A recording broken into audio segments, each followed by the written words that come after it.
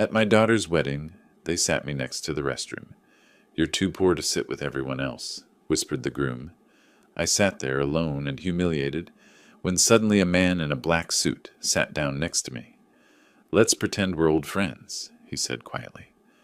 At that moment, my son saw us together, and his face turned pale, as if he had seen a ghost, because this man in a black suit could destroy everything they had hidden me near the toilet, with a single word. Before we continue, please subscribe to the channel and write in the comments what time it is where you are now. Dad, I need to talk to you about the wedding. Jennifer's voice had that edge I'd learned to recognize over the years, the tone she used when she wanted something. She stood by my kitchen counter, her engagement ring catching the February afternoon light that filtered through my worn curtains. Michael leaned against the doorframe behind her, arms crossed, already bored. I sat at my small dining table, hands wrapped around a coffee mug that had gone cold. Of course, sweetheart, whatever you need. She exchanged a glance with Michael. Something passed between them, some silent agreement I wasn't part of. Christopher's family is, well, they're used to a certain lifestyle. She touched the edge of my counter, her fingers trailing across the laminate like she was checking for dust. The wedding's going to be high profile. There'll be business associates, important people. That's wonderful, I smiled, remembering her as a little girl, twirling in my classroom after school, telling everyone her dad was the smartest person alive. I'm so happy for you, Jennifer. Right, happy, that's good. She walked to the window, her expensive coat, probably $400, maybe more, shifting with each step. But here's the thing, I need your help. Anything. I need you to adjust how you present yourself. The words landed strange, like they were in the wrong order. Adjust? Michael stirred from his position by the door. Come on, Jen, just say it straight. She turned back to me, and her face had that determined set I recognized from when she was 16, arguing for a later curfew. I need you to pretend you're more successful than you are. Just for the wedding. Just for one day. My hands started shaking. I set the mug down carefully. What are you asking me to do? Dad, don't make this harder than it needs to be. She moved back to the table, sat across from me. Christopher's father owns 3 car dealerships. His mother sits on charity boards. They're going to ask about you, about what you did, whatever. I was a teacher. My voice came out quiet. I taught history for 37 years. See, that's exactly what I mean. Michael pushed off from the doorframe, his new watch, at least $300, glinting as he gestured. You say teacher, and people think, maybe say you were in education management instead. That's technically true. You manage classrooms, students, curricula. I looked at my son. When had he learned to twist words like that? It's my wedding day, Dad. Jennifer reached across the table, her hand stopping just short of mine. My special day. Can't you just do this one thing for me? One thing. The phrase echoed in my head. I thought about 5 years ago, working double shifts, tutoring kids after school 4 nights a week, canceling my trip to see the Grand Canyon. $35,000 for her graduate tuition at Portland State. She'd hugged me so tight when she got accepted, told me I was the best father in the world. I don't understand why you need me to lie. It's not lying exactly. Michael sat down in the 3rd chair, making himself comfortable like this was a negotiation. It's just framing things better. You were in education management. You live in Southeast Portland. That's true. No need to mention it's a studio apartment. You're retired now. That's completely accurate. After everything I've done for you both? After everything? Jennifer's voice went sharp. Dad, that's not fair. We're grateful for everything. That's why I'm asking you to do this. If you really love me, you'll help me fit in with Christopher's family. You'll make this easier, not harder. I stared at her. The light through the window lit up one side of her face, left the other in shadow. I tried to find the little girl who used to wait for me outside my classroom, who'd grab my hand and tell me about her day. She wasn't there anymore. You want me to pretend I'm someone I'm not. I want you to be there for me. Her voice cracked, and I hated how good she was at this, how she knew exactly which emotion to deploy. Is that so much to ask? One day, a few hours. You don't even have to say much. Just let me introduce you the right way. Michael leaned back in his chair. Dad, You know how these things work. Appearances matter. Jen's not asking you to change who you are. Just present better. Present better. Like I was a project that needed polish. I thought about 3 years ago, Michael coming to this same table, asking for $8,000 to start a business. 6 months? Tops, and I'll pay you back with interest. He'd never mentioned it again, never even acknowledged it happened. There's a men's warehouse on 82nd Avenue, Jennifer continued, sensing weakness. Get something in charcoal or navy, nothing cheap looking. I'll give you $800 for it, and before the wedding I want to bring Christopher by to meet you. We'll need to clean up the apartment a bit, maybe put away some of these. She gestured vaguely at my walls, at the framed photographs of her and Michael growing up, at the bookshelves packed with history texts I'd collected over decades. You're ashamed of me. Dad, don't be dramatic. Michael again, always backing his sister when it served him. We're trying to help you. This is a good thing. You'll meet Christopher's family. They're great people. You'll probably like them. As long as I pretend to be someone else. Jennifer stood up, smoothed her skirt. Fine. You know what? Forget it. Don't come to the wedding. Stay here in your little apartment with your little life, and I'll tell Christopher my father couldn't make it. Would that be better? The words hit like a physical blow. I looked up at her, this stranger wearing my daughter's face. That's not what I want. Then what do you want? She was crying now, or pretending to. I couldn't tell anymore. I'm trying to start a new life. Christopher is good to me. His family has connections that could help Michael and me both. This is important, Dad. Why can't you see that? I thought about my wife, gone 7 years now. What would she say if she could see this? Would she tell me to hold my ground, or would she say to give in, to keep the peace, to sacrifice one more time for our children? My shoulders slumped. Fine. Fine what? I'll do it. The words tasted like ash. I'll be whoever you need me to be. Jennifer's face brightened instantly, the tears vanishing like they'd never existed. Thank you, Dad. You won't regret this. It's going to be beautiful. You'll see. She hugged me quickly, a transaction completed. Michael was already checking his phone. I'll text you the details about meeting Christopher's parents, Jennifer said, heading for the door. Probably next week. And remember, education management, comfortable retirement, Southeast Portland. Keep it vague. Keep it positive. They left together. I heard Michael's car start in the parking lot below.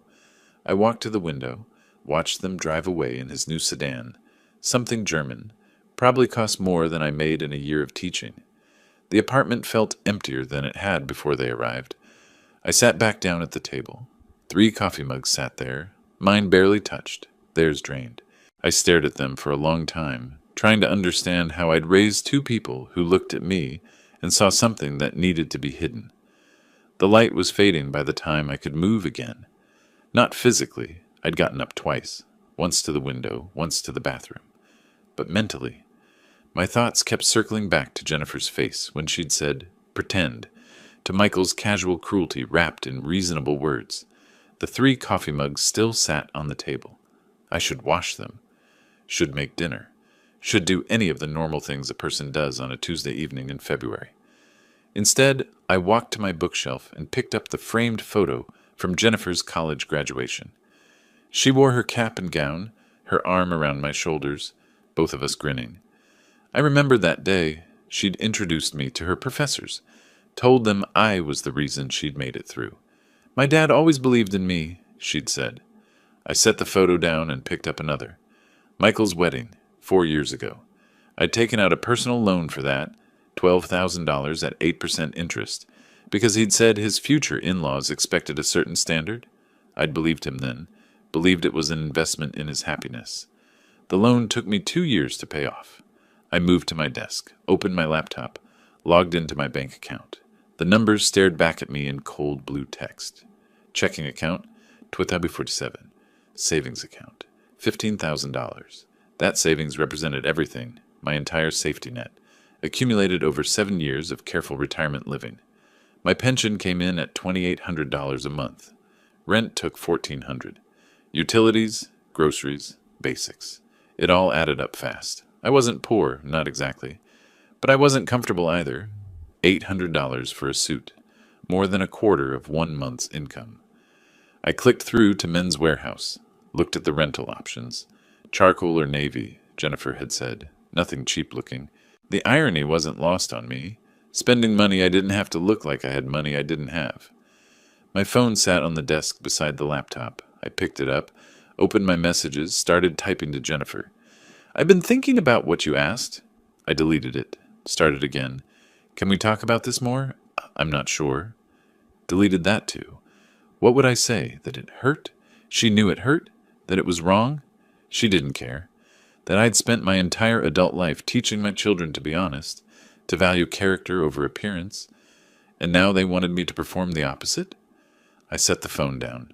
7 years ago, when my wife died, I'd held Jennifer as she cried. She'd been 25, still finding her way. "I don't know how to do this without Mom," she'd whispered. I'd told her we'd figure it out together, that I'd always be there for her.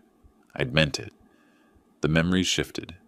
Jennifer at 14, coming home from school, hugging me in the kitchen of our old house. "Dad, can you come to my concert tomorrow? I want all my friends to meet you. I told them my dad is the best teacher in the whole city." I'd gone, of course, sat in the auditorium with all the other parents, watched her sing in the choir, beamed with pride when she waved at me from the stage. When had that changed? When had I become someone she needed to hide? I pulled up a notepad on my computer, started typing Jennifer's instructions like they were a grocery list. Suit, Men's Warehouse, $800 story, education management professional, clean apartment before Christopher visits. Keep details vague, Southeast Portland, no specifics. The act of writing made it real. I was committing to this, to the deception, to pretending my life was something other than what it was. My hands hovered over the keyboard. I thought about calling Jennifer back, telling her I'd reconsidered, that I couldn't do this. But then what? She'd meant what she said. If I refused, I wouldn't be at the wedding. I'd lose her completely. Was that worse than losing myself? I closed the laptop, walked back to the living room. My apartment wasn't large, 700 square feet of modest living. The couch was old but clean. The curtains were faded but functional. The books on my shelves represented a lifetime of learning, of teaching, of trying to expand minds and open worlds for students who walked into my classroom. I'd been proud of this space. It was mine, paid for with my pension, filled with my memories. Now I saw it through Jennifer's eyes. Shabby, insufficient, embarrassing. I sat on the couch, let my head fall back against the cushions. Somewhere in my mind, Michael's voice echoed, 6 months, tops, and I'll pay you back with interest. I promise. That was 3 years ago. $8,000 I'd transferred without hesitation because my son needed help. He'd never paid back a cent, never even acknowledged the debt, and yet I was going to put on a costume and play pretend for their benefit. "It's one day," I said aloud to the empty apartment. "Just one day of pretending. I've done harder things." But even as I said it, I knew something had broken. Not suddenly, nothing that dramatic. But there was a crack now, a small fissure in the foundation of how I understood my relationship with my children. They saw me as a problem to be managed. I picked up my phone again, opened the Men's Warehouse website, found the location on 82nd Avenue. They were open until 7 on weekdays. I could go tomorrow after lunch, get fitted, pick something appropriate. Charcoal or navy, nothing cheap looking. I added it to my calendar. Wednesday, 2 p.m., suit rental. My jaw tightened as I typed. Not anger, not yet. Something else. A small, hard seed of recognition that this wouldn't be the last thing they'd ask me to compromise. Jennifer's wedding was just the beginning. Soon there would be Christopher's family events, holidays where I'd need to maintain the illusion, grandchildren who'd be taught to see their grandfather through a lens of manufactured respectability. Unless I said no. But I wouldn't say no. That wasn't who I was. I was the father who gave, who sacrificed, who showed up even when it cost him everything. I set the phone down on the coffee table, stared at the blank television screen. My reflection looked back at me, distorted and gray. "You're doing the right thing," I whispered to that reflection. "It's her wedding. You do this because you love her." The reflection didn't answer, didn't agree or disagree, just stared back with tired eyes that had seen too much, given too much, and somehow still had more to give.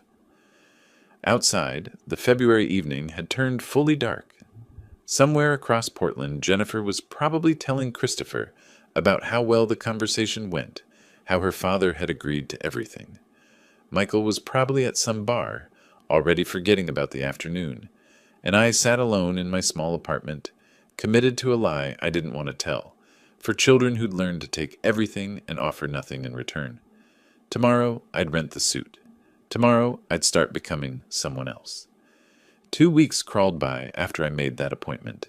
I rented the suit, $800 that made my checking account wince. I practiced my lines in the bathroom mirror like an actor preparing for opening night.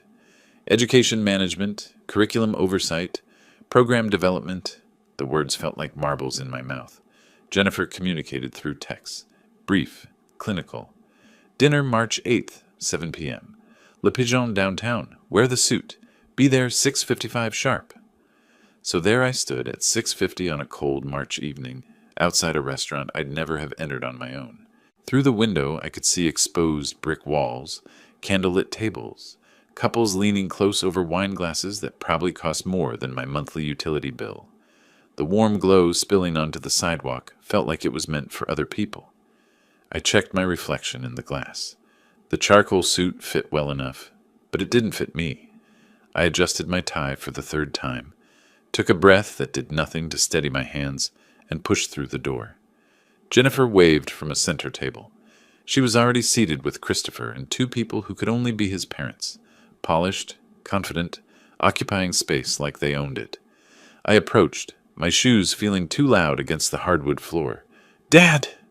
Jennifer stood, kissed my cheek quickly. Her smile was tight, a warning disguised as welcome. "This is Christopher and his parents, Richard and Patricia Benjamin." Richard's handshake was firm, assessing, the grip of a man who'd learned to judge people in seconds. "Barney, pleasure to finally meet you. Jennifer speaks so highly of her father." The feeling's mutual. I shook Patricia's extended hand. She air-kissed near both my cheeks, her perfume expensive and overwhelming. Christopher half stood, nodded. "Good to meet you, sir." But his eyes slid away from mine, already evaluating, already forming conclusions. We sat. A server materialized with menus thick as textbooks. I scanned the prices, $45 to $85 per entree, my weekly grocery budget on a single plate. "Order whatever you like," Richard said, waving his hand expansively. "We're celebrating." The conversation started safe. Weather, Portland's recent rain, traffic downtown. Then Richard leaned back, his wine glass balanced perfectly in his hand, and the interrogation began. "So, Barney, Jennifer mentioned you had quite the career in education. Tell us about that." I'd rehearsed this. I had my lines. I spent my career in education management, curriculum development, program oversight, working with teachers to improve student outcomes. Technically true, deliberately vague. "Fascinating," Patricia said, though her tone suggested otherwise. "And where are you living these days?" Jennifer mentioned Southeast Portland. That area's seen quite the boom. Property values must be impressive. "I have a place there, yes. Modest but comfortable." "Have you considered selling?" Richard again, leaning forward now. "Market's hot. Good time to capitalize on equity?" "I rent, actually." A pause. Just a beat, but I felt it. Patricia's smile didn't change, but something behind her eyes did. "Smart man," Richard recovered smoothly. "Liquidity is important. Speaking of which, what's your investment strategy these days? Stocks? Bonds? Real estate holdings elsewhere?" Jennifer's foot pressed against mine under the table. A warning, stay on script. But something inside me cracked. Not anger, disgust. Overwhelming, stomach-turning disgust at the performance, at the careful lies, at pretending my life was anything other than what it was. I set down my fork. I need to be honest. My voice came out calm, the teacher voice I'd used for 37 years when a student needed to hear truth. "There's been a misunderstanding. I wasn't in education management. I was a high school history teacher. I don't have investment portfolios or property holdings. What I earned, I spent on my children, on making sure they had opportunities I never did." Silence dropped like a stage curtain. Richard's expression went carefully neutral. Patricia's lips pressed into a thin line. Christopher's jaw tightened visibly. Jennifer's face drained of color, her knuckles white around her napkin. Well, Patricia's voice could have frosted glass. That's certainly admirable. Very noble, Richard added, but the word came out like an insult. The conversation lurched forward, but everything had changed. They spoke around me now, directing questions to Jennifer, discussing topics I couldn't contribute to. Patricia asked about honeymoon destinations. Christopher showed photos of houses on his phone. Their future home, he called it, though I'd later learn it was rented at $3,500 a month. Richard mentioned his 3 thriving car wash locations and their expansion plans. The subtext was clear. We have wealth, we are successful, you are not. I sat through 4 courses I couldn't taste. Seared duck, roasted vegetables arranged like art, a chocolate dessert that probably took hours to prepare. Each bite was ash. When Richard paid the check, not offering to split it, not asking for my contribution, I felt the full weight of my irrelevance. In the parking lot behind the restaurant, cold air bit through the suit jacket. Jennifer walked ahead quickly, her heels clicking sharp against the pavement. I followed. Christopher and his parents had already driven away. She spun on me, and her face was something I'd never seen before. Rage. Pure, undiluted rage. You ruined everything, her voice shook. Why? Why couldn't you just keep quiet? Just sit there and nod and let them think. Think what? That I'm someone I'm not? Yes. She was crying now, but not from sadness, from frustration, from shame. Is that so impossible? One dinner, Dad, a few hours of pretending. But no, you had to be honest. You had to embarrass me in front of Christopher's family. I'm not ashamed of what I am, Jennifer. Well, maybe you should be. The words came out like a slap. Maybe if you'd cared more about success and less about being noble, we wouldn't be in this situation. Maybe if you'd saved money instead of throwing it away on us, you'd have something to show for your life. I stood there, hands in the pockets of the rented suit, letting her words hit me. What could I say? That I'd worked 2 jobs to pay her tuition? That I'd canceled vacations, eaten cheap food, worn old clothes so she could have new ones? She knew all that. She just didn't care. I'm sorry, I said quietly. I tried. Not hard enough. She wiped her eyes, smearing mascara. Just forget it. I need to go. She got in her car, something new, something German I didn't recognize, and drove away without looking back. I stood alone in the parking lot for a long time. Other diners came and went around me, couples laughing, groups chatting. No one noticed the old man in the rented suit, standing perfectly still while his world collapsed. At home, I hung the suit carefully. $800. I'd need the deposit back. I sat in the dark, still wearing the white dress shirt, and waited. My phone rang at 10:30. Michael. Jen called me. His voice was cold, distant. I can't believe you did that. Michael. This was her chance at a good life, Dad. Christopher's family has money, connections. She could have had everything. And you sabotaged it because of your pride. It wasn't pride. It was... Save it. A pause. Just try not to ruin the actual wedding, too. The line went dead. I sat there holding the phone, staring at the blank screen. Outside, Portland went on with its evening. Cars passing, sirens in the distance, life continuing for people whose children didn't despise them. The suit hung on my bedroom door, a costume for a performance that had failed. Tomorrow I'd return it, get my deposit back, resume my small life in my small apartment. But something had changed. Not in them. In me. A question formed in my mind, quiet but insistent. Why was I still trying to please people who saw me as a burden? I didn't have an answer yet. The silence that followed the dinner was deafening. I called Jennifer the next morning. She answered on the 5th ring. I can't talk right now. Click. I texted an apology, though for what, I still wasn't sure. For being honest? For existing? No response. 3 days later, I tried again. Honey, I'm sorry about the dinner. Can we talk? Hours passed. Then, too busy with wedding prep. I stopped trying. March became a study in absence. My phone sat on the kitchen counter like an artifact from a dead civilization. I picked it up compulsively, checked for messages that never came, set it back down. Jennifer's texts, when they arrived, were purely logistical. Wedding April 18th, the Nines Hotel downtown, 200 guests. Ceremony, 4 p.m., Reception 6 p.m. No, I love you. No, hope you can make it. Just coordinates for an event I was obligated to attend. I asked about the dress code. She replied, formal.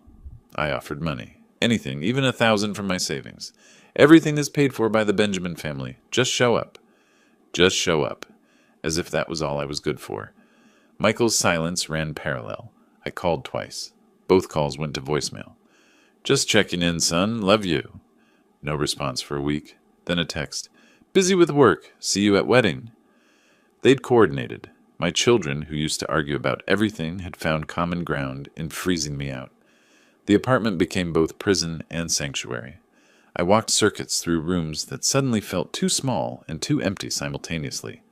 Past the refrigerator, where Jennifer's childhood artwork still clung to the door, finger paintings from 28 years ago, faded and curling. Past the shelf holding Michael's Little League trophy. I'd coached his team for 3 years, giving up my Saturday mornings. I pulled out photo albums I hadn't opened in months. Jennifer's high school graduation. She'd been valedictorian. Full scholarship offers from 3 universities. I'd sat front row, tears streaming down my face, thinking, we did it. She made it. That was also my 25th work anniversary. The school had planned a ceremony, a plaque presentation, cake in the teacher's lounge. I'd skipped it. Jennifer's graduation was the same afternoon, and there was never any question which mattered more. Another photo. Michael at 22, standing beside a used Honda Civic. I remembered that day. He'd called me crying 2 weeks earlier. Totaled his car, no insurance money, unemployment running out. I can't get to job interviews without a car, Dad. I'm so sorry. I'd taken a personal loan, $6,000 at 9% interest, ate ramen and peanut butter sandwiches for months to make the payments. He'd hugged me when I handed him the keys, promised to pay me back as soon as I'm on my feet. That was 13 years ago. The loan was long paid off. Michael never contributed a cent. I flipped to my 60th birthday photo. 3 years ago. I'd mentioned weeks in advance that I hoped we could have a small dinner together. The day came. Both children texted around noon. Swamped with work, Dad? Rain check? I'd heated a frozen dinner, eaten alone, gone to bed at 8. 1 week before the wedding, a heavy cream envelope appeared in my mailbox. The invitation was beautiful. Gold embossing, elegant calligraphy, cardstock thick enough to build houses with. Mr. and Mrs. Richard Benjamin request the honor of your presence at the marriage of their son, Christopher Michael. Benjamin, to Miss Jennifer Marie Butler. I read it 3 times. I was the bride's father, yet I was being formally invited like a distant cousin. My name appeared nowhere, not as host, not even in acknowledgement. This was a Benjamin wedding.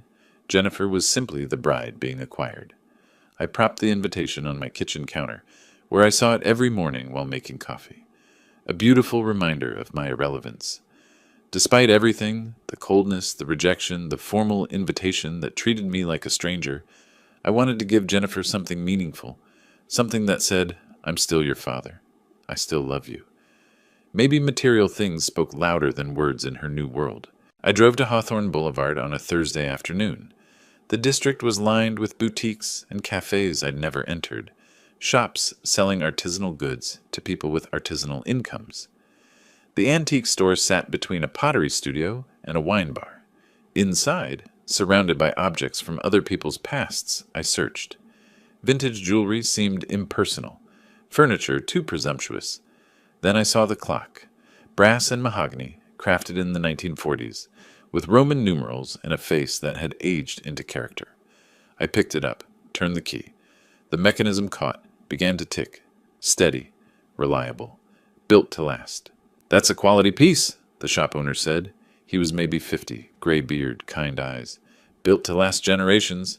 It's for my daughter's wedding. His smile was genuine. She'll treasure it. These pieces hold their value, monetary and sentimental both. I hope so, I said quietly. $500, nearly 20% of my monthly pension. I paid in cash, bills I'd withdrawn from the ATM specifically for this purpose. The owner wrapped it carefully in brown paper and bubble wrap. At home, I rewrapped it in expensive paper from a craft store, $12, more than I'd usually spend. I tied it with silk ribbon, attached a card in my careful handwriting. To Jennifer and Christopher, may your life together be as timeless as this clock. Love always, Dad. I practiced what I'd say when I gave it to her. Would she even open it at the wedding? Would she thank me in front of Christopher's family? Or would my gift be quietly shuffled aside, an embarrassment she'd deal with later? The night before the wedding, my phone buzzed. Jennifer, please just come tomorrow and don't draw attention, thanks. I read it 3 times, searching for warmth that wasn't there.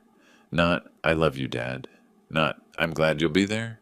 Just instructions for managing a problem guest. I set the phone down beside the wrapped clock on my dining table. In my bedroom, I'd laid out tomorrow's clothes. The same suit from the dinner. I'd rented it again. Another $800 I couldn't afford. Polished shoes, conservative tie. Everything was ready. I was ready. But for what? To be tolerated? To be managed? To sit quietly in whatever corner they'd assign me and watch my daughter marry into a family that measured worth in bank statements? I turned off the lights, climbed into bed, but sleep wouldn't come. The clock in the living room, my old wall clock, not the gift, ticked through the darkness. Each second was one closer to tomorrow, to an event that filled me with dread rather than joy. Through my bedroom window, moonlight touched the wrapped gift on the table. $500 of hope that maybe, somehow she still loved me underneath the shame. I closed my eyes and waited for morning. The wedding day arrived with gray Portland skies that matched my mood perfectly. I woke at 6, though I'd barely slept. My older charcoal suit hung on the closet door, not rented this time, just pressed and presentable despite its age.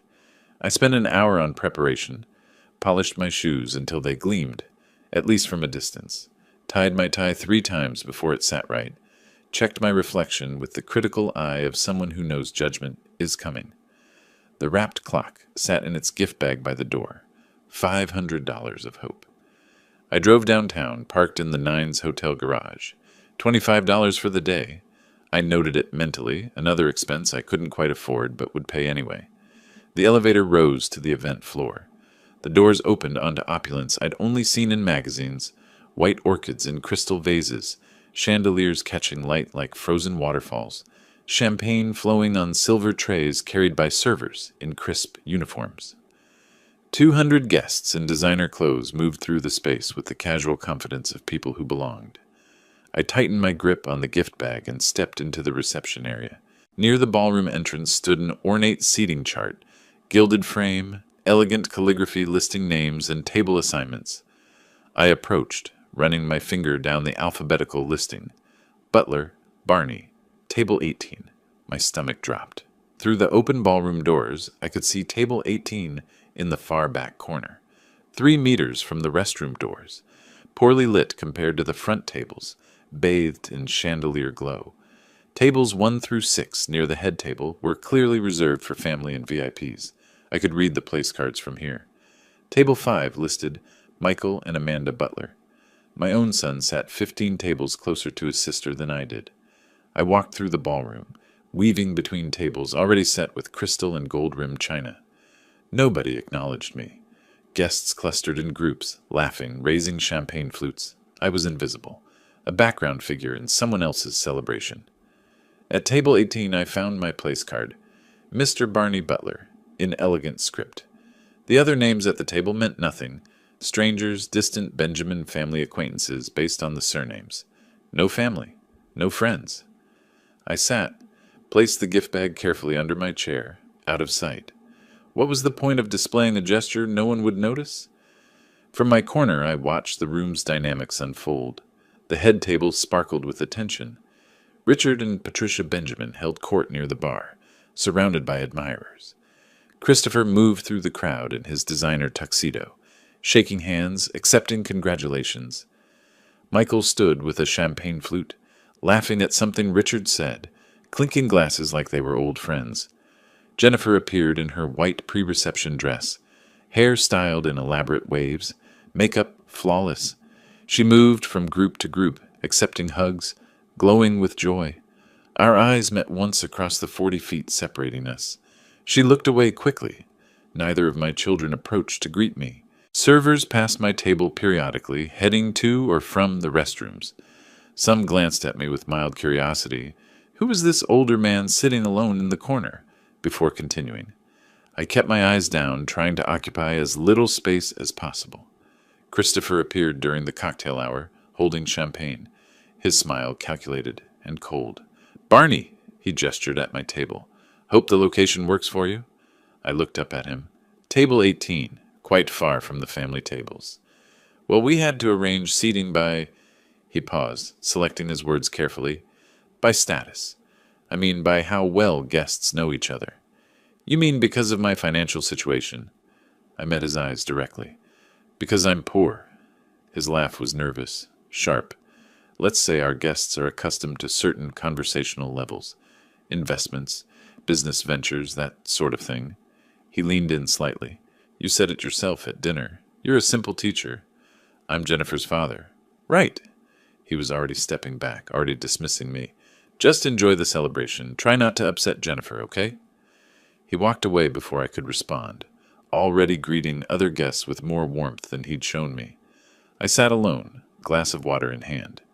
I hadn't touched the champagne, couldn't risk appearing drunk or unprofessional, even now, even when professionalism clearly didn't matter. Michael glanced my direction once from across the room. Our eyes met. He looked away, took a drink, continued his conversation with Richard Benjamin. Amanda, his wife, chatted animatedly with Patricia near the head table. Even she'd been absorbed into the Benjamin family circle, while I sat in exile. A server refilled my water glass. "Can I get you anything else, sir?" "No, thank you. This is fine." She smiled kindly. "Let me know if you need anything. It's a beautiful wedding." "Yes, beautiful." She moved on, and I realized that was my warmest interaction of the evening. Two guests passed my table, heading to the restrooms, their conversation carrying back to me. "Who's that man sitting alone back there?" "Not sure. Maybe a distant relative?" "Poor soul, looks lonely." They didn't know I could hear them. Maybe they didn't care. I looked at my hands on the table, weathered, veined, the hands of a 63-year-old man who'd spent his life giving everything to children who'd grown into strangers. $500 for a clock they'd probably never wind. $35,000 for graduate school Jennifer never mentioned anymore. $800 for a suit rental, so I could pretend to be someone else at a dinner that ended in humiliation. How much did it cost to be worth a decent seat at your own daughter's wedding? More than I'd ever have. The ballroom began to fill as the ceremony approached. Guests moved to their assigned tables, adjusting chairs, settling in. The head table remained empty. The wedding party would enter after the ceremony, but the prime tables filled with laughter and conversation. Table 18 remained mostly empty except for me. I sat there holding my water glass, watching my children at the front of the room. They were part of a different world now, a world where I was an embarrassment to be hidden, a problem to be managed, an obstacle between guests and their destinations. Then I heard a chair scrape beside me. Someone was sitting down. I looked up, expecting another stranger assigned to my exile, another person who'd spend the evening wishing they'd been seated anywhere else. Instead, I saw a man approximately my age settling into the adjacent chair. Expensive black suit, kind eyes, a warm smile that seemed genuine in a room full of calculated expressions. "This seat taken?" he asked. "Mind if I pretend we're old friends? This corner looks too lonely for a celebration." I stared at the stranger, startled. Throughout the entire evening, no one had voluntarily approached me. Sure. I gestured at the empty chair. "Though I should warn you, this isn't exactly the prestigious section." He settled in, placed his glass on the table. Expensive whiskey, I noticed, not champagne. His suit whispered wealth, rather than shouted it. Something about his face seemed familiar. "Have we met?" He studied me closely. "You look familiar." I looked at him more carefully. The shape of his face, the way his eyes crinkled when he smiled, the cadence of his voice. Recognition hit like electricity. "Robert? Robert Thomas? From Portland State?" His face lit up. "Barney Butler. I can't believe it. How long has it been?" 20 years at least, since you moved to Seattle. Closer to 22. He stood, and I rose to meet him. We embraced. A real hug between old friends, not the air-kiss politeness I'd watched all evening. Several guests glanced over, curious about the emotional display at table 18. We sat back down, and I felt genuine warmth for the first time since arriving. "You look good, friend," Robert said. "Still have that teacher energy about you." "Still a teacher. Well, retired now." I managed a smile. "You clearly did better than I did." Robert waved off the compliment, but his suit and watch told the story his modesty wouldn't. This was a man who'd succeeded in ways I'd never imagined. Then his expression shifted as he looked around the ballroom. "Wait, why are you back here?" He gestured at the ornate front tables, the head table set up. "Barney, you're the bride's father. Where's the family table?" "This is my assignment, table 18. "That's insane. There must be some mistake." "No mistake," I interrupted, unable to keep the bitter edge from my voice. "Just priorities. Different priorities than I have." Robert's jaw tightened. He was a businessman now, trained to read situations quickly. He didn't push for details, but I saw understanding and anger flash across his features. "I need to tell you something," he said quietly. "I'm here because Richard Benjamin invited me. Will has been hounding me for months about investing in his businesses, his car washes. 3 locations, all struggling." Robert leaned closer, his voice dropping. "He's leveraged beyond reason, Barney. Bank debt over $340,000. Needs at least $200,000 in fresh capital to survive the next year." I absorbed this information slowly. "Does he know you're undecided?" "He knows I'm evaluating." Robert's eyes scanned the room again. The opulent decorations, the expensive champagne, the lavish display. Tonight was supposed to impress me. Show me stable family values, business acumen. He paused, his gaze returning to our isolated corner. Seating the bride's father by the restroom doesn't exactly convey family values. Across the ballroom, I noticed Michael moving. He'd been near the bar, but now he was edging closer to our table, his face pale. His drink hung forgotten in his hand, his entire focus on our conversation. "Your son?" Robert followed my gaze. "Yes, Michael. He looks concerned about something." I watched Michael shift position again, trying to get closer without being obvious. Amanda touched his arm, said something. He brushed her off without looking at her. "Robert," I said carefully, "tell me more about Richard's situation. What exactly would your investment involve?" Robert studied me, curious about my sudden interest. "Full partnership, restructuring operations, family involvement in the turnaround." He paused. "Why?" "Just curious about my daughter's new family." I kept my tone casual. "I like to know where she'll be living her life." Robert didn't quite believe that was my only reason, but he continued. "Richard approached me 6 months ago. The car washes have potential, but they're poorly managed. He's made expensive expansion decisions without proper capital backing. Now he's months behind on loan payments, vendors are threatening to pull service contracts, and the whole operation is on the verge of collapse. And he needs your money to save it. He needs my money, my business connections, and my reputation." Robert's fingers drummed once on the table.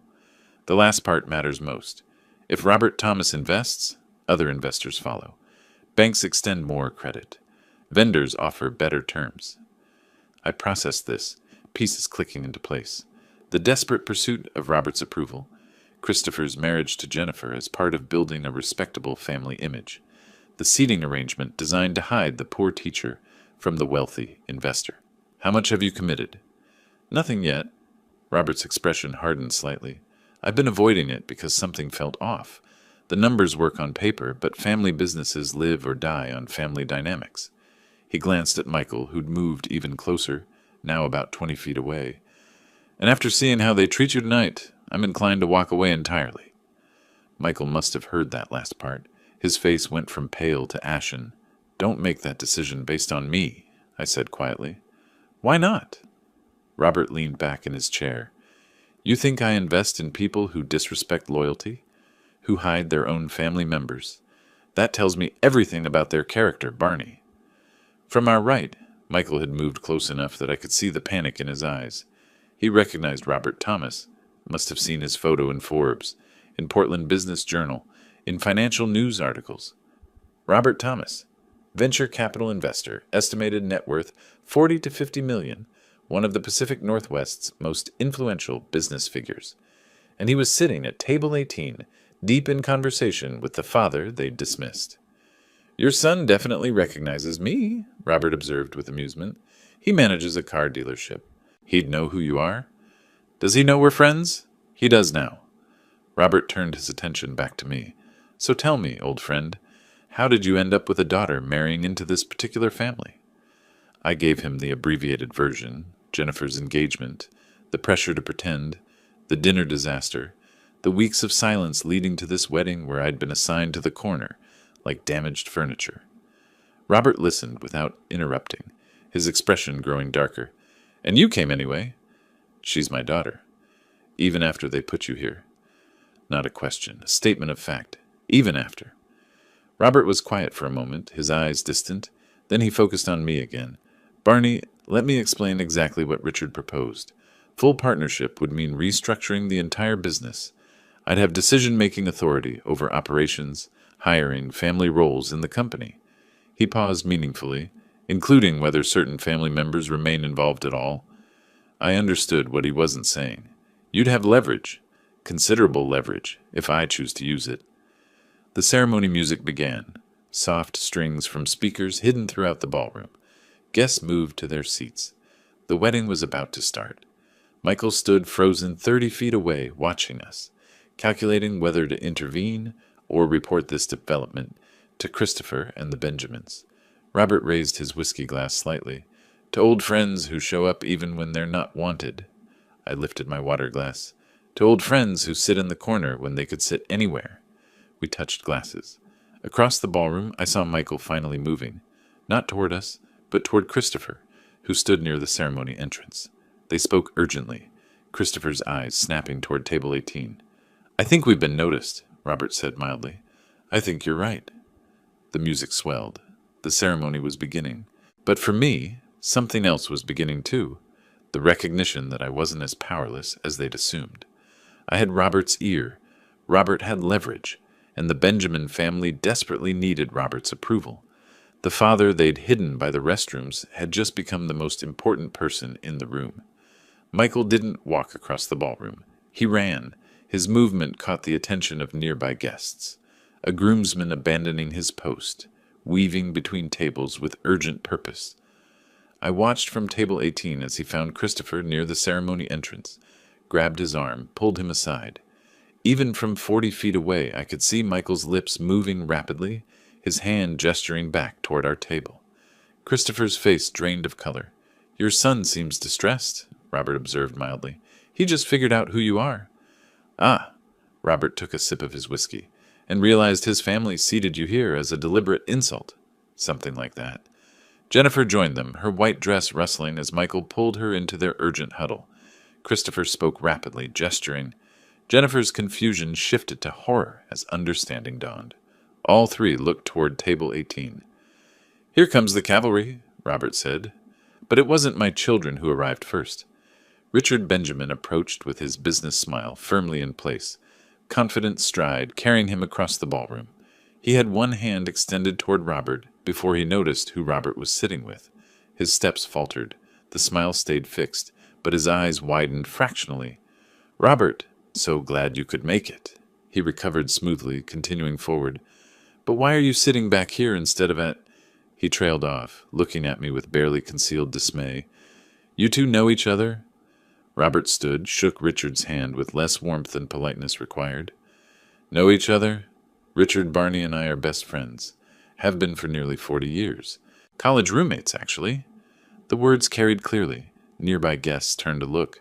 Richard laughed nervously. "How wonderful. I had no idea you and Barney were— that you—" He couldn't finish the sentence. "That we were close?" Robert's tone had an edge. "Very close.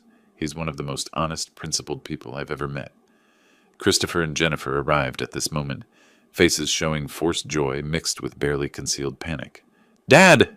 Jennifer's voice was too bright, too high. "Mr. Thomas, I had no idea you two knew each other." I looked at my daughter. "You never asked about my life, Jennifer. You assumed poor teachers don't have successful friends. That's not fair. Fair?" I kept my voice level, conversational. "Would you like to discuss fair, starting with table placement?" Christopher tried to intervene. "Sir, this is all a misunderstanding. The seating wasn't meant to. Wasn't meant to what? I met his eyes directly. Humiliate me? Exclude me? You said it yourself earlier. I'm too poor for proper conversation with your guests. I never said exactly. You said exactly that. Robert heard the whole story. Robert shifted his chair slightly closer to mine, a physical manifestation of alliance that everyone noticed. His expression had hardened. Barney explained the situation. The table by the restroom. Your comments about his poverty, making him unsuitable for proper guest interaction. The systematic exclusion from his own daughter's wedding. Richard's panic was becoming visible. Robert, please. I'm sure there's been a misunderstanding. Robert stood, and his voice carried across multiple nearby tables. Richard, I'm afraid I need to reconsider our upcoming business meetings. A man who doesn't respect his future daughter-in-law's father is unlikely to be a reliable business partner. Family values matter significantly in my investment decisions. The atmosphere shifted instantly. Conversations at surrounding tables stopped mid-sentence. Heads turned. Richard's face went from pale to gray. Robert, no, please. This was a mistake. A seating error. Nothing more. Mistakes reveal character. Robert's tone was ice. I'll be in touch about my decision. Christopher jumped in, his voice tight. Mr. Thomas, my father has been working toward this partnership for months. You can't make a decision based on a wedding seating chart. I can make decisions based on whatever criteria I choose. Robert looked at Christopher with the same cold assessment he'd give a failing business proposal. And I choose to invest in families that value loyalty, respect, and integrity. Jennifer touched my arm. I looked down at her hand, then up at her face. She pulled back as if burned. Dad, please, she whispered. Can we talk about this privately? We'll talk later, Jennifer. Maybe. More guests had noticed the confrontation. I could hear whispers spreading outward like ripples. That's Robert Thomas. Who's the older man? I think he's the bride's father. Why would they seat the bride's father there if he knows Robert Thomas? Patricia Benjamin appeared at her husband's elbow, her confusion evident. Richard, what's happening? Robert is reconsidering the investment, Richard said through clenched teeth. Because of seating arrangements? Her voice rose slightly. That's absurd. That's business. Robert sat back down beside me, effectively dismissing them all. Now, if you'll excuse us, Barney and I have 40 years to catch up on. The ceremony began shortly after. Jennifer and Christopher exchanged vows, but the joy had evaporated. Richard kept glancing back at table 18, where Robert and I sat talking animatedly, laughing at shared memories, displaying obvious decades-long friendship. During dinner, I noticed other guests asking questions. They'd lean toward companions, gesture subtly toward our table, receive whispered explanations. The social currency of the room had shifted. Suddenly, the man by the restroom was the most interesting person present. The Benjamins attempted multiple approaches throughout the evening. Each time, Robert and I were engrossed in conversation, reminiscing about college days, discussing Robert's business ventures, comparing notes on the decades that had passed. We weren't deliberately shutting them out. We simply had more interesting things to discuss than their crisis.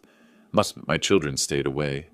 Michael stood near the bar, watching us with visible anxiety. Jennifer sat at the head table beside Christopher, her smile brittle, her eyes darting repeatedly to table 18. Amanda kept trying to talk to Michael, who barely acknowledged her presence. Near evening's end, as guests began departing, Robert and I stood to leave together. We'd been talking for hours, and I'd felt more respected, more valued in those hours than I had in years with my own family. Jennifer approached one final time. Dad, please, we need to talk. We'll talk later, Jennifer. Maybe. When? When you understand what you did. I looked past her to Christopher, to Michael standing nearby. All of you. Robert placed his hand briefly on my shoulder, a gesture of solidarity that several departing guests noticed. Ready, Barney? We walked toward the ballroom exit together. At the doorway, Robert pulled a business card from his wallet, wrote something on the back, handed it to me. My personal cell. Call me tomorrow. We should talk more. Michael was standing near the exit. He saw the exchange, his eyes tracking the card from Robert's hand to my pocket. Robert and I walked out side by side, leaving my children watching from the ballroom. Christopher stood with his arm around Jennifer, both looking shell-shocked. Richard Benjamin watched us go, his face a mask of barely controlled desperation. His business hopes were walking out the door, and he knew it. Sleep didn't come that night. I lay in my apartment, still wearing my dress shirt, watching shadows move across the ceiling. My phone buzzed constantly on the nightstand. Jennifer's text progressed from apologetic to desperate. "Dad, please answer. We need to talk. I'm so sorry. Christopher's family is really stressed." I didn't respond to any of them. Michael called twice. Voicemail both times. Around 9 the next morning, my phone buzzed with a new name. Robert Thomas. "Coffee today. We should talk. Elite Coffee on Pearl District. 11 a.m. I texted back. "I'll be there." I showered, dressed in clean jeans and a button-down shirt with my blazer. Not trying to impress, just presenting myself with quiet dignity. The man in the mirror looked different than he had yesterday morning. More solid somehow, more present. Elite Coffee occupied a converted warehouse space in the Pearl District.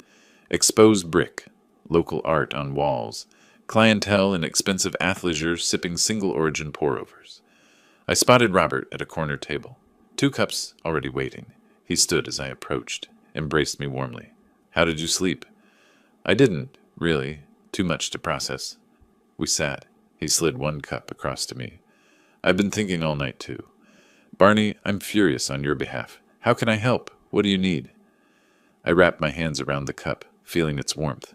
I don't want revenge. That's not who I am. But I want them to understand, to learn what respect actually means. Robert leaned back, studying me. "Richard Benjamin is desperate. He'll agree to almost anything to secure my investment. We can use that. Use it how? Conditions. Requirements that make them experience consequences." He pulled out a leather portfolio, clicked open a pen. Not arbitrary punishment, logical business terms that happen to teach lessons. We talked for nearly 2 hours. Robert sketched investment structures, potential timelines, contingency plans. He explained Richard's situation in detail. 3 car wash locations, all hemorrhaging money. Bank debt over $340,000. Default timeline of 60 days without fresh capital. "Christopher works as a financial analyst," Robert said. "Makes about $120 a year. Lives comfortably while his father's business collapses." "And Jennifer benefits from that comfort?" "Exactly." Robert tapped his pen on the portfolio.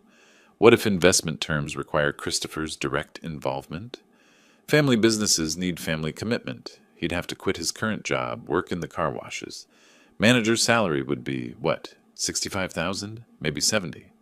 Nearly half his current income. Nearly half. Plus I'd require operational cost optimization, which means the family downsizes from their expensive West Hills home. Move somewhere more modest. I process this. They'd hate that. They'd experience what you've experienced. Financial pressure, diminishment, loss of status." Robert met my eyes. "Is that revenge or consequences?" "Consequences," I said slowly. "Natural results of poor business decisions." "Exactly. And one more condition." Robert's expression hardened. "A formal public apology to you. At a family meeting. For the record. You think Richard will agree? He has no choice. Without my $200,000, he's bankrupt in 2 months." Robert mentioned something else then, a charitable foundation he was considering, supporting retired educators who'd sacrificed financially for their profession. "You'd be perfect as a consultant. $5,000 a month for legitimate work. You have 37 years of education experience. That expertise has value." "Robert, I can't accept charity. It's not charity. It's employment." He leaned forward. 40 years ago, you lent me $50 when I couldn't make rent. You never asked for it back, never mentioned it again. That's who you are. Let me return the favor." I thought about it. $5,000 a month would nearly double my pension income. More importantly, it would demonstrate to my children that their father had value and recognition they'd never acknowledged. "All right," I said, "but I work for it. Real consulting. Real contribution. Wouldn't have it any other way." 3 days later, I sat in Stephen Parker's law office in southeast Portland.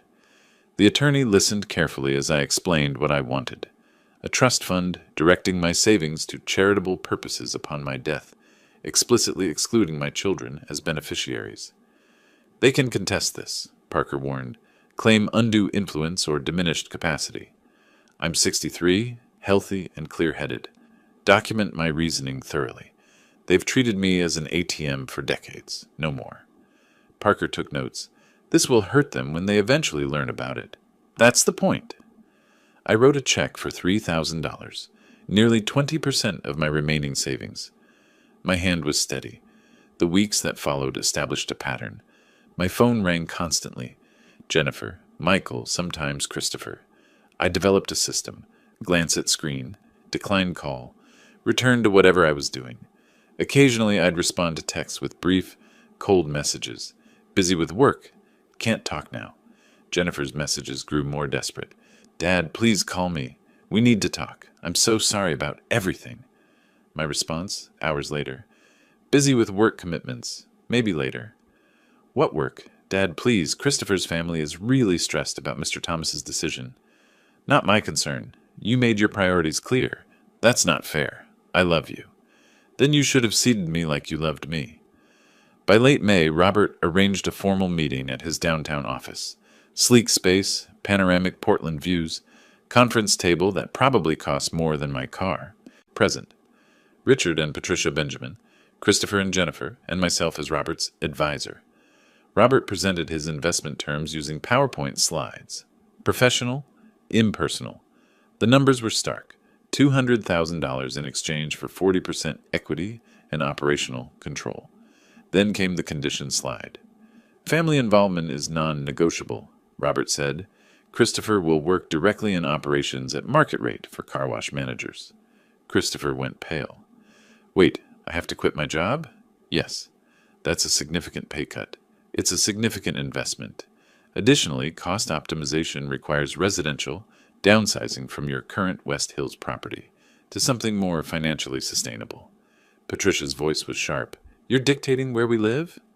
I'm requiring financial responsibility. These are standard terms for distressed business investments. Robert advanced to the next slide. Finally, family accountability requires a formal apology to Mr. Butler for his treatment during the wedding planning and ceremony. Public record, witnessed, documented. Jennifer gasped audibly. Richard stared at the projection screen, his jaw working. These terms are non-negotiable, Robert continued.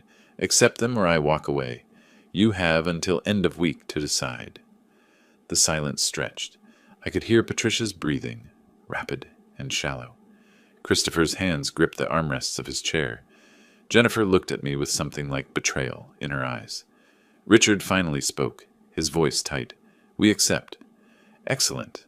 My attorneys will prepare formal documents. As everyone stood to leave, Jennifer approached me. Dad, please. We'll see how you handle these changes, Jennifer. Actions matter more than apologies. I left with Robert, leaving my family to process what accepting these terms would actually mean for their lives. In the parking garage, Robert said quietly, This is just the beginning. The real test comes when they have to follow through. People can agree to anything when desperate. Living up to agreements reveals character. I nodded, knowing the hard part, watching my children experience consequences, was yet to come. Jennifer's text arrived on a Monday morning in early June. Christopher started at the car washes today. This is harder than we expected.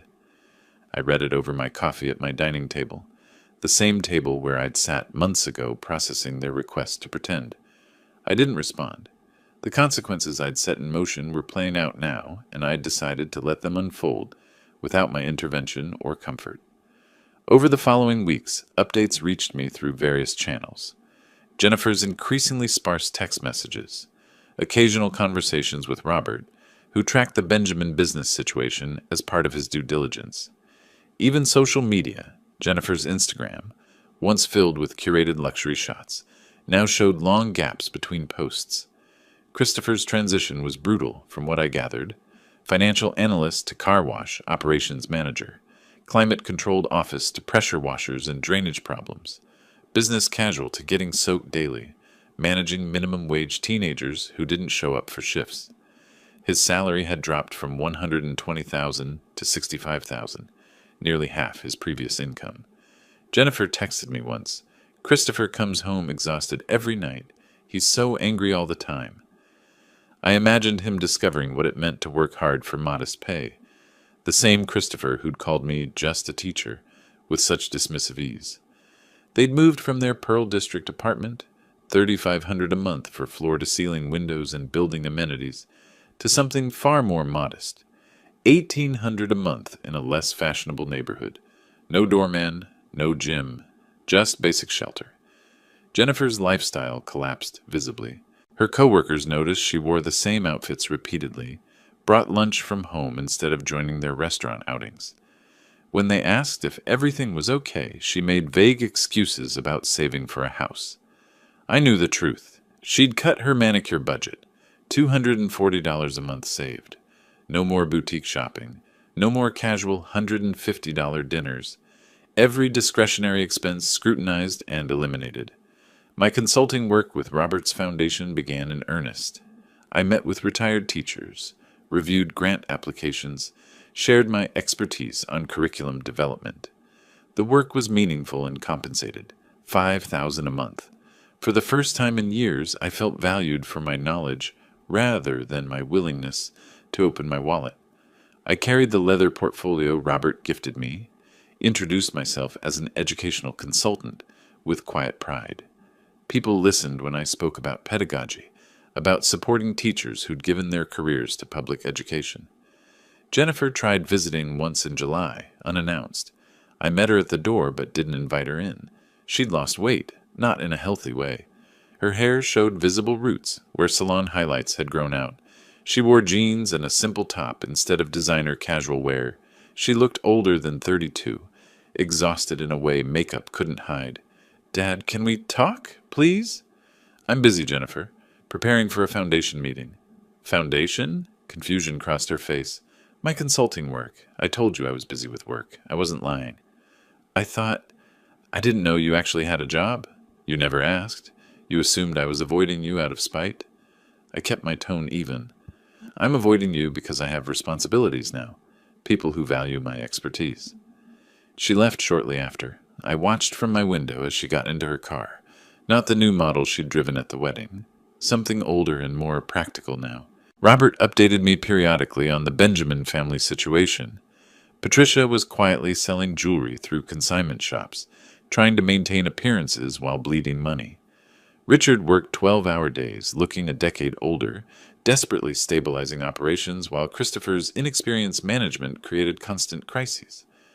The family that had performed wealth so convincingly at the wedding was unraveling thread by thread. But the real destruction was in Jennifer's marriage. She texted me fragments of their fights. "Christopher blames you for everything. He says if you hadn't been so sensitive about a seating chart, none of this would have happened. We can barely speak to each other anymore." I could read between the lines. Christopher was revealing his true character under pressure.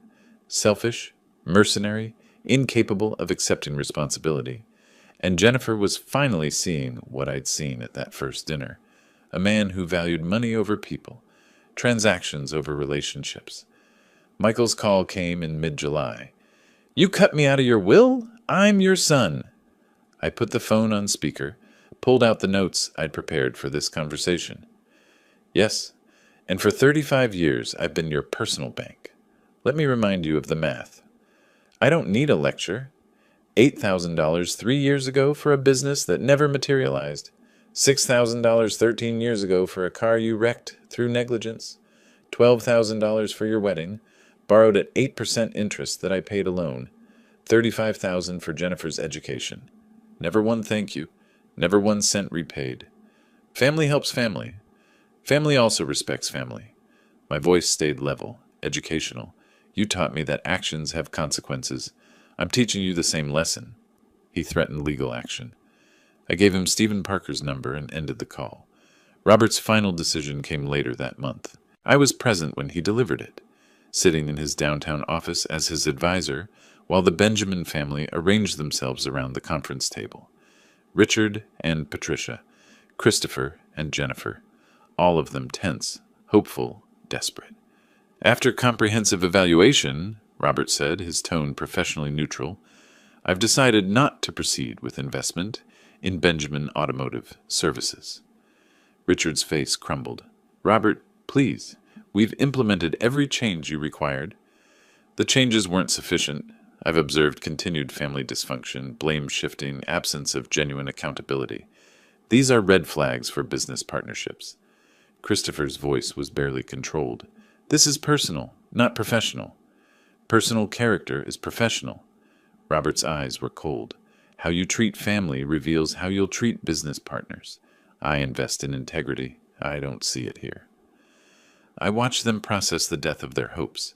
Without Robert's $200,000, Richard would have to sell at least one car wash at distressed prices, just to partially satisfy bank creditors. The business empire he'd spent decades building was finished. Later, Jennifer told me what Christopher said when they got home. "This is because of your father. If you hadn't been so attached to him, Robert would have invested." Even in failure, he couldn't accept responsibility. He blamed her, blamed me, blamed everyone but himself. That was when Jennifer finally understood what kind of man she'd married. Someone who saw her as an investment that hadn't paid off. Someone who wanted her to uninvite her own father from her wedding for practical reasons. Someone who never loved her at all. Late August arrived with warm afternoons and hints of autumn. Jennifer stood in my hallway wearing jeans and a plain t-shirt, no makeup, hair in a simple ponytail. She carried the antique clock I'd given her at the wedding, now unwrapped. "Hi, Dad. Thank you for seeing me." We sat at my dining table. She placed the clock between us, ticking softly. "I was ashamed of you," she said, tears flowing. "I wanted to belong in Christopher's world so badly that I treated you like an embarrassment. The wedding seating, I proved that. I was a coward. Where's Christopher now? I filed for divorce 3 days ago. He never loved me. He thought I came from wealth. When that illusion crumbled, so did his interest. Michael arrived shortly after, equally humbled. I treated you like a bank, never paid you back, never thanked you. I'm ashamed it took losing my inheritance to understand. This wasn't revenge, I told them both. This was education. If we rebuild our relationship, it must be on different terms. Honest ones, respectful ones. Whatever it takes, Jennifer said. I'll prove it through actions, not words. By September, the new reality settled. Jennifer started a new job Robert helped arrange. Michael visited weekly. We rebuilt slowly on a foundation of honesty. The Benjamin family sold their car washes to pay debts. Christopher fled to Arizona. I moved to a better apartment, comfortable and safe. One evening, Robert and I sat on my balcony watching the sunset. "How are things with Jennifer and Michael?" he asked. "Slowly improving. Different than before, but better. More honest." My phone buzzed. "Jennifer. First day. Thank you for everything, Dad." Then Michael. "Need anything for Sunday dinner?" I typed back. "Just bring yourself." For the first time in years, I felt complete peace. Not because everything was perfect, but because my relationships were finally real. My children had learned that dignity couldn't be purchased, that respect had to be earned. They'd learned it the hard way, but they'd learned. And I'd learned that standing up for yourself is never the wrong choice.